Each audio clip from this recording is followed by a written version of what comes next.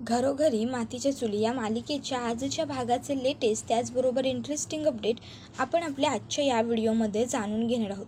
चला तर मग मित्रांनो, अजिबात वेळ वाया न घालवता सुरुवात करूया आपल्या आजच्या या व्हिडिओला. तर आता आपण इथे पाहतो की जानकी आणि ऋषिकेश हे दोघं जण खाली आलेले असतात. तर ऋषिकेश हा धावत पळत त्या माणसाच्या मागे निघून जातो. तर सुमित्रा जानकीला थांबवते आणि विचारते, जानकी अगं काय सगळा प्रकार आहे हा, हे सर्व काय सुरू आहे? त्यावर जानकी सांगत असते की आई, अहो जो काळा मास्क घातलेला माणूस आम्ही बोलत होतो ना, तो माणूस आत्ता आपल्या घराबाहेर होता आणि ऋषिकेश त्याच्याच मागे गेले. सुमित्रा तिला सांगते, अगं हळदीच्या अंगाने हे असं बाहेर जाणं बरं नाही आहे, जाऊन थांबव त्याला. त्यावर जानकी लगेचच आता ऋषिकेशला थांबवण्याकरता म्हणून त्याच्या मागे मागे धावत आलेली असते.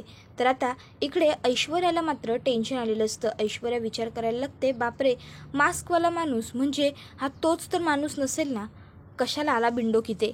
त्याबरोबर दुसरीकडे आपण पाहतो की ऋषिकेश हा अगदी जीवाच्या आकांताने सर्व प्राणपणाला लावून त्या माणसाचा पाठलाग करत असतो आणि तो त्याच्या खूप जवळ पोहोचतो सुद्धा. तर दुसरीकडे आता जानकी ही सुद्धा कशीबशी ऋषिकेशच्या मागे पोहोचलेली असते आणि आता ती ऋषिकेशला हाक मारत असते, ऋषिकेश ऋषिकेश. पण ऋषिकेश काही थांबत नाही. उलट तो आता तो जो मास्क घातलेला माणूस असतो त्याच्या मागे पळण्यामध्ये इतका व्यस्त झालेला असतो की त्याला समोर आलेली गाडीसुद्धा कळत नाही आणि ती गाडी येऊन त्याचा अपघात करते. त्याबरोबर ऋषिकेश खाली कोसळतो. जानकी तिकडे येते आणि ऋषिकेशला म्हणत असते, ऋषिकेश ऋषिकेश उठा ना, काय होतंय तुम्हाला ऋषिकेश. पण आता ऋषिकेशला बरं वाटत नसतं. जानकी ही जोरजोराने आजूबाजूला हाका मारायला लागते, आहे का कोणी, कोणी आहे का, प्लीज प्लीज माझी मदत करा, कोणी आहे का, प्लीज कोणीतरी या. ऋषिकेश अहो उठा ना ऋषिकेश. त्याबरोबर आता ऋषिकेशला बरं वाटतं आणि ऋषिकेश आता उठतो. त्याबरोबर जानकीला तो विचारतो, जानकी कुठे गेला तो मास्कवाला माणूस, तुला काही कळलं का, कुठे येतो? त्यावर जानकी म्हणत असते की तो निसटला आपल्या हातून ऋषिकेश. त्यावर ऋषिकेश म्हणत असतो, काय शिट, मी एवढ्या जवळ पकडत आलो होतो त्याला, तो उगाच निसटला. जानकी म्हणते, ऋषिकेश अहो असा वेड्यासारखा कोणी कोणाचा पाठलाग करतं का? ऋषिकेश म्हणत असतो की जानकी, आज जर तो माणूस सापडला असता ना तर खूप बरं झालं असतं गं. त्यावर जानकी म्हणत असते की बरं ते सगळं सोडा, चला आपण ताबडतोब डॉक्टरांकडे जाऊ, चला. त्यावर ऋषिकेश म्हणतो की नाही, डॉक्टरकडे जाण्याची काहीच गरज नाही आहे, मी ठीक आहे. त्यावर जानकी म्हणते, अहो पण ऋषिकेश म्हणतो, खरंच चल आपण घरी जाऊया. मग आता इकडे ऐश्वर्याला मात्र टेन्शन आलेलं असतं की जर तो माणूस ह्या दोघांना सापडला तर हा स्वतःबद्दल तर सांगेलच, पण माझ्याबद्दलही सांगून टाकेल का, काय होईल तिकडे आता. ह्या ऋषिकेशला काय गरज होती तिकडे जाण्याची, आणि मुळात त्या मूर्ख माणसाला काय गरज होती इकडे येण्याची. बोलला होता ना की मी नाही येणार म्हणून, जर नाही येणार बोलला होता तर नव्हतंच यायला पाहिजे. तर आता इकडे अवंतिका ही सुमित्राला म्हणत असते, आई अहो हा तोच माणूस आहे ज्याच्याबद्दल आम्हाला सारंग भाऊजी. त्याबरोबर आता तिच्या तोंडातून पटकन सारंगचं नाव गेलेलं असतं. तर आता ऐश्वर्या ही लगेचच मागे येते आणि त्यांच्या दोघींकडे बघायला लागते. तर आता लगेचच अवंतिका ही सुद्धा ऐश्वर्याकडे न बघता पुढे म्हणत असते की मला भाऊजी. त्याबरोबर लगेच ऐश्वर्या म्हणते, तू आता सारंगचं नाव कसं काय घेतलंस? त्यावर ऐश्वर्याला लगेचच ती उत्तर देते, ऋषिकेश भाऊजी मला बोलायचं होतं. त्यावर ती म्हणते, मग सारंगचं नाव का आलं तुझ्या तोंडात? त्यावर ती म्हणते, कारण काय ना, आम्ही दिवसातून एकदा तरी कमीत कमी सारंग भाऊजींची आठवण काढतो. आमचं तुझ्यासारखं नाही आहे गं, आम्ही दिवसातून एकदाही त्यांची आठवण काढत नाही आणि हे असं वागत नाही आम्ही. लगेच त्यांना सर्व विसरून लग्नाला सुद्धा तू तयार झालीस, काहीच वाटत नाही का गं तुला? त्यावर लगेचच ऐश्वर्या म्हणत असते, हे बघ मला माझ्या सारंगची खूप आठवण येते. त्यावर लगेचच आता ऐश्वर्याला अवंतिका म्हणते की हे बघ, तुझे हे मगरीचे अश्रू ना माझ्यासमोर नाही आहे गाळायचे, लक्षात ठेव. कारण काय ना, उगाच अश्रू गाळले बिळलेस आणि पूर वगैरे आला तर किती बरं वाईट होईल ते, त्यापेक्षा राहू दे, तुझे अश्रू ना तुझ्या डोळ्यात ठेव. काय तर म्हणे सारंग भाऊजींची आठवण येते हिला. त्यावर लगेचच ऐश्वर्या म्हणते, येतेच मला माझ्या सारंगची आठवण, आणि मला माझ्या सारंगची आठवण रोज येते आणि रोज येणार. प्रेम केलं होतं मी त्यांच्यावर. त्यावर लगेचच ऐश्वर्याला आता सुमित्रा आणि अवंतिका म्हणत असतात की तू गप्प बसा, उगाचच्या उगाच फार बोलू नकोस.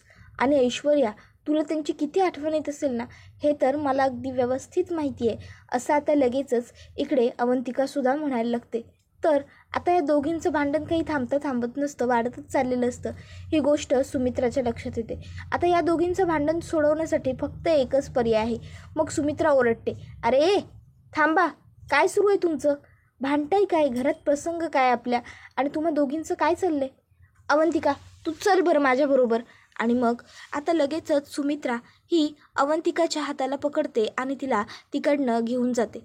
त्याबरोबर आता इकडे ऐश्वर्याला मात्र तो माणूस कोण आहे या गोष्टीचंच टेन्शन आलेलं असतं. तर दुसरीकडे आता लताबाई ही झोपलेली असते, तर तिच्या उशाला माया बसून असते आणि माया म्हणत असते, काकू काकू उठाव, लवकर बरं वाटेल तुम्हाला. काकू ऐका ना माझं थोडं.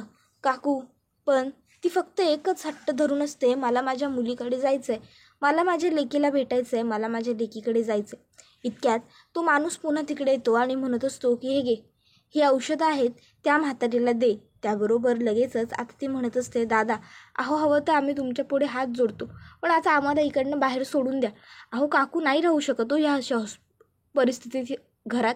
त्याबरोबर लगेचच तो माणूस म्हणत असतो, हे बघ, तू मला शहाणपणा नाही शिकवायचा.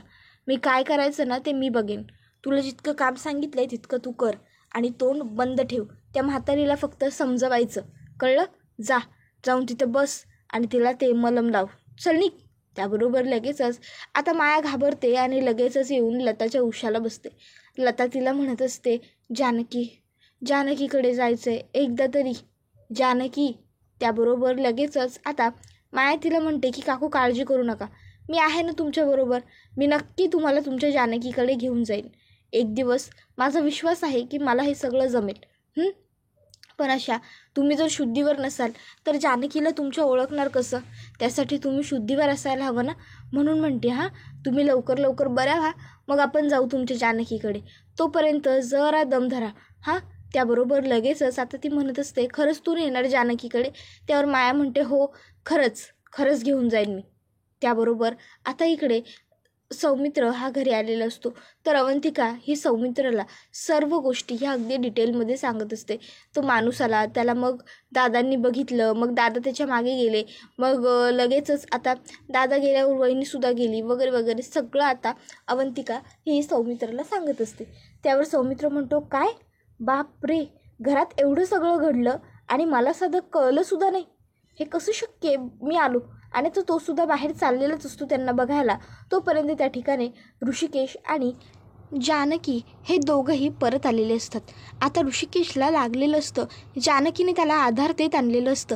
ही गोष्ट सौमित्र बघतो. सौमित्र लगेचच धावत पुढे येतो आणि ऋषिकेशला आधार देऊन घरात आणतो. मग ते दोघं मिळून त्याला बसवतात. तर सुमित्रा म्हणत असते, ऋषिकेश अरे काय हे सगळं कसं काय लागलं तुला? आणि हे कसं झालं? तुला कळत नाही का? मी सांगितलंय ना हळदीच्या अंगाने बाहेर जायचं नसतं म्हणून. मग हळद लागली होती ना तुला, मग तरीही तुला बाहेर जायची काय गरज होती? कशाला केलंस हे सगळं? बघतोयस ना आता काय घडून बसलं ते. त्यावर लगेचच ऐश्वर्या म्हणायला लागते, आई हो तुम्ही त्यांना का बोलताय? त्यांचा या सर्वात काय दोष आहे? हिनेच सांगितलं असेल ना त्यांना, म्हणून गेले असतील ते बाहेर हिच्या सांगण्यावरून. अगं तुला कळत नाही आहे का? तू असं का बघतेस? लग्न ठरलं आहे ना आमचं आता, आणि असं त्यांच्या जवळ सारखी का करत असतेस गं तू? त्याबरोबर मग आता जानकी ही ऐश्वर्याला म्हणत असते, ऐश्वर्या गप्प बस. जर आपल्याला एखाद्या गोष्टीबद्दल माहिती नसेल ना तर उगाचच्या उगाच त्या गोष्टीबद्दल बोलू नये, समजलं? त्यावर ऐश्वर्या म्हणत असते, अच्छा म्हणजे आता मला तू शहाणपणा शिकवणार का? मला तुझ्याकडून शिकायची गरज आहे तुला वाटतंय का? त्यावर लगेचच जानकी म्हणत असते की नाही, तुला मी शहाणपणा शिकवतच नाही आहे, मी फक्त तुला एवढं सांगते की उगाचच्या उगाच नको ते बोलू नकोस, गप्प बस, कळलं तुला? त्याबरोबर ती म्हणत असते की तू मला सांगायची गरज नाही आहे, मी कधी बोलायचं आणि कधी गप्प बसायचं ते मी माझं बघून घेईन. आणि सगळ्यात महत्त्वाचं, तू उठ माझ्या नवऱ्याजवळून. का बसलीस तू तिथे? एक गोष्ट लक्षात ठेव जानकी, मला ना तुझी सावलीसुद्धा त्यांच्यावर पडू द्यायची नाही आहे. त्यावर जानकी म्हणत असते, हे बघ ऐश्वर्या तू. त्यावर ऐश्वर्या म्हणते, तू ऐक माझं, माझ्या नवऱ्याबरोबर सारखं जवळ आलेलं मला आवडणार नाही. माझ्या होणाऱ्या नवऱ्यापासून लांब राहायचा. त्यावर लगेच ते ऋषिकेशला म्हणते, ऋषिकेश तुम्ही थांबा, मी पटकन जाऊन तुमच्यासाठी मलम घेऊन येते. मलम लावलं की तुम्हाला जरा बरं वाटेल, आराम येईल. त्याबरोबर लगेचच ऐश्वर्याला जानकी म्हणते की मी आहे ना इथे त्यांची बायको, मग मी बघेन काय करायचं ते, मी लावून देईन त्यांना मलम. तू मलम वगैरे करण्याची ना काहीच गरज नाही आहे, कळलं ना तुला? मी बघून घेईन काय करायचं ते. त्यावर लगेचच ऐश्वर्या म्हणत असते, काय संबंध तुझा? माझ्या होणाऱ्या नवऱ्याला तू मलम का लावणार? मी आहे ना इथे, मग मीच लावणार त्यांना मलम. त्यावर जानकी म्हणत असते, हे बघ ऐश्वर्या, माझा नवरा आहे तो, समजलं, आणि मी माझ्या नवऱ्याला मलम लावू शकते, गप्प बस. त्यावर लगेचच ऐश्वर्या म्हणत असते, अगं विसरतेस का तू? डिव्होर्स झाला आहे तुमचा आणि आता आमचं लग्न होणार आहे. मग माझ्या होणाऱ्या नवऱ्याला तू का मलम लावशील? म्हणून मीच लावणार ऋषिकेशना मलम. त्याबरोबर आता सौमित्र पुढे येतो आणि म्हणत असतो, डिवोर्स अजून झालेला नाही आहे, समजलं ना? त्याबरोबर आता लगेचच ऐश्वर्या नाटक करायला लागते. ती म्हणत असते, बघा नाही, अहो आता या दोघांनी डिवोर्स पेपर्सवर सह्या केल्या की नाही, मग झाला नाही यांचा डिवोर्स. आता बघा, ऋषिकेशला मलम लावायची वेळ आहे तर ही कसं करते येते, मीच लावणार आहे ऋषिकेशला, काहीही झालं तरी मलम. अहो अशी कशी मी कुठल्याही बाईला नवऱ्याजवळ येऊन देऊ? आणि आता तसंही आता ऋषिकेश माझे आहेत, मग त्यांची मी काळजी घ्यायला नको का? त्यावर लगेचच ऋषिकेश हा जानकीकडे बघतो आणि तिला म्हणत असतो, जानकी लावू देत तिला मला मलम. नाही, एवढीच जर तिला माझी सेवा करण्याची इच्छा झाली असेल तर काय हरकत आहे, करू देत की तिला माझी सेवा, तू राहू दे. त्याबरोबर लगेचच आता जानकी ही गप्प उभी राहते, पण तिला खूप वाईट वाटलेलं असतं. मग ऐश्वर्या पुढे येते ऋषिकेशला घेऊन आणि ती जानकीला म्हणते, बाजूला हो. जानकी बाजूला होत नसते. ऐश्वर्या म्हणते, अगं बाजूला हो. जानकी होत नसते. मग ऐश्वर्या जानकीला धक्का देते आणि बाजूला करून तिकडनं ऋषिकेशला ती स्वतःबरोबर हळूहळू घेऊन जाते. ऋषिकेशला त्रास होत असतो, तर इकडे जानकी आता रडत असते. मग अवंतिका तिच्याकडे येते आणि तिला धीर देत असते, सावरत असते. पण जानकीला मात्र ह्या सर्व प्रसंगाचं खूपच जास्त दुःख झालेलं असतं. अर्थात ती कधी हा विसरूच शकत नाही, असा क्षण आज तिच्या आयुष्यातून येऊन गेलेला असतो. तर आपण आता दुसरीकडे पाहतो की आता अजूनही लताला काही बरं वाटत नसतं. लता ही म्हणत असते की जानकी, जानकी बाळा कुठं आहेस तू? जानकी, पण जानकी तिथे कुठेच नसल्यामुळे तिने ओ देण्याचा प्रश्नच येत नसतो. आणि आता अचानक लताबाई जागे होतात. माया कुठे आहेस तू? माया. त्याबरोबर माया लगेचच पुढे येते आणि म्हणत असते, काकू काय हो, काय झालं? तुम्ही अशा पटकन का उठलात? कसली भीती वगैरे वाटली का? काय झालं? अहो इथेच होते मी, वॉशरूममध्ये गेले होते. ते सगळं सोडा, मला सांगा तुम्ही का हाका मारल्यात? तुम्हाला काही हवं होतं का? काही झालं आहे का? त्यावर लगेचच ती म्हणते की नाही गं, काही नको आहे मला. आता तुला खरं सांगू का, पूर्वी ना एकटं राहायला बरं वाटायचं, असं वाटायचं एकटीच आहे, चला बरं आहे. पण आता जेव्हापासून माझ्या लेकीला भेटले, तिचे सासरी राहून आले ना, तेव्हापासून एकटेपणाची सवय साप मोडली गं. आता ना एकटेपण खायला येतं, नको वाटतं गं जीवाला एकटेपण. असं वाटतं सतत कोणीतरी बरोबर असावं, म्हणून इथे तू आहेस माझ्याबरोबर. पण मला कधी अंतर देऊ नको, हां, सोडून जाणार नाही ना गं तुम्हाला. त्यावर लगेचच माया म्हणते की काकू तुम्ही काही काळजीच करू नका, मी तुम्हाला कधीच सोडून जाणार नाही. आणि तुम्ही आता एवढं सांगताय तर तुम्हाला एक गोष्ट सांगू का? त्यावर त्या म्हणतात की बोल ना. मग माया सांगायला लागते, माझं सवय अशी आहे की मी जर एखाद्या माणसाचा हात धरला ना, तर मी आयुष्यभर त्याचाच हात घट्ट धरेन. त्यामुळे मग मी तुम्हाला सोडून कुठेही जाणत नाही आहे, हे कन्फर्म, कळलं का? त्यावर लगेचच आता लता म्हणते की ही धमकी आहे की प्रेम? त्यावरती म्हणते प्रेमाची धमकी आहे असं समजा. बरं, आता हे पाणी प्या तुम्ही आणि जरा वेळ आराम करा. तुम्ही आराम जितका कराल ना, तितक्या लवकर तुम्हाला बरं वाटेल काय? त्याबरोबर ती म्हणते की हो हो हो, तू सुद्धा ये, बस इथं. आणि मग आता लगेचच लता ही पुन्हा आराम करायला लागते. तर इकडे ऐश्वर्या ही ऋषिकेशला विचारत असते, ऋषिकेश कोण होता तो माणूस? नाही म्हणजे तुम्ही चेहरा वगैरे काही बघितलं का त्या माणसाचं, कोण आहे हो? त्यावर लगेचच ऋषिकेश म्हणत असतो की ऐश्वर्या, तू ना उगाचच गप्प बसून माझ्याकडून खरं काढण्याचा प्रयत्न काहीच करू नकोस, कारण काय ना तुला ते जमणार नाही. आणि महत्त्वाची आणि दुसरी गोष्ट, तुला काय वाटतं मला कळत नाही आहे का? तो माणूस नक्कीच तुलाच भेटायला आपल्या घरी आलेला होता, बरोबर ना? तुलाच भेटायला आला होता ना तो तुझ्याकडे? त्यावर लगेच ऐश्वर्या म्हणते, अहो ऋषिकेश काहीही काय बोलताय? तो माणूस मला भेटायला इथे आपल्या घरी कशाला येईल? ऋषिकेश म्हणतो की हे बघ ऐश्वर्या, तुला वाटत असेल की मला कळत नाही आहे, पण मला सगळं कळतं हां. त्यावर ऐश्वर्या म्हणत असते की हे बघा ऋषिकेश, मला जर काही करायचं असेल ना, तर त्यासाठी मी एकटीच पुरेशी, मला कोणाच्याही सपोर्टची गरज नाही आहे, समजलं तुम्हाला? त्यावर लगेचच आता ऋषिकेश हा म्हणायला लागतो की हे बघ तू. त्यावर लगेच ऐश्वर्या म्हणते की हे बघा ना ऋषिकेश, का उगाच तुम्ही नको त्या गोष्टींचा फार विचार करताय. आज आपली हळद होती, जर तुम्ही अशा फालतू गोष्टींचा विचार करत राहाल तर कसं होईल बरं हां? त्याबरोबर ऐश्वर्या ही त्याला म्हणत असते की तुम्ही आता या सर्व गोष्टींचा विचार करू नका, कळलं ना? नाही, जर तुम्ही या विचारात राहिलात तर मग मी सुद्धा तुम्हाला त्रास देईन, आणि मी इतका त्रास देईन ना की ऋषिकेश लक्षात ठेवाल तुम्ही. त्याबरोबर मग मात्र ऋषिकेशकडे गप्प राहण्या वाचून पर्याय नसतो. तर ऐश्वर्या म्हणत असते, आणि तसंही तुमचं तोंड कसं बंद करायचं हे मला अगदी व्यवस्थित माहिती आहे. बाय द वे, आणखीन एक गोष्ट, मला जे हवं आहे ते मी करतेच. बरं, मग आता आज आपली हळद होती ना, मग हळद लावा मला तुम्ही, ही घ्या. त्याबरोबर आता ऋषिकेश त्या हळदीच्या वाटीकडे बघतो आणि ऐश्वर्याला म्हणत असतो, ऐश्वर्या हे बघ, माझी हळद तुला नाही लावू शकत, मी नाही लावू शकत तुला माझी हळद स्वतःच्या हाताने. त्यावर ऐश्वर्या म्हणते, तुम्हाला काय वाटलं जानकीला तुम्ही हळद लावलेली मला कळणार नाही? सगळं बघितलं आहे मी, पण मी काही बोलले नव्हते. पण आता नाही, आता आपली हळद आहे ना आज, मग तुम्ही तुमची हळद उष्टी माझ्या हाताला स्वतःच्या हाताने लावायची, माझ्या गालाला. त्यावर ऋषिकेश म्हणतो की हे बघ ऐश्वर्या, मी असं काही करणार नाही आहे. ऐश्वर्या हळदीची वाटी घेते, त्यात ऋषिकेशची बोटं बुडवते आणि विकृत पद्धतीने ती स्वतःच्या गालावरती लावून घेते आणि म्हणत असते की झालं माझं सगळं सेलिब्रेशन. ऋषिकेश, बरं चला मग आता आपण एक सेल्फी तरी काढूया. ऋषिकेश म्हणतो की हे बघ, मला काही नाही काढायचं आहे. त्यावरती म्हणते, अहो असं काय करताय, जानकीच्या आईचा फोटो भिंतीवर नको आहे ना, मग चला सेल्फी काढूया. ऋषिकेशची इच्छा नसतानाही मुद्दामून ऐश्वर्या त्याला म्हणत असते, स्माईल स्माईल, अहो हसा ना, अहो स्माईल. त्याबरोबर मग मात्र ऋषिकेशचा नाईलाज होतो. त्यानंतर आता ऐश्वर्या म्हणत असते की माझं लक्ष आहे तुमच्यावर ऋषिकेश, हां. आणि मग ती आता तिकडनं निघून गेलेली असते. ऐश्वर्या मात्र आता हे जे काही वागत असते त्या सर्वाचा ऋषिकेशला आणि घरातल्या इतर बाकीच्या सदस्यांनासुद्धा खूप राग येत असतो.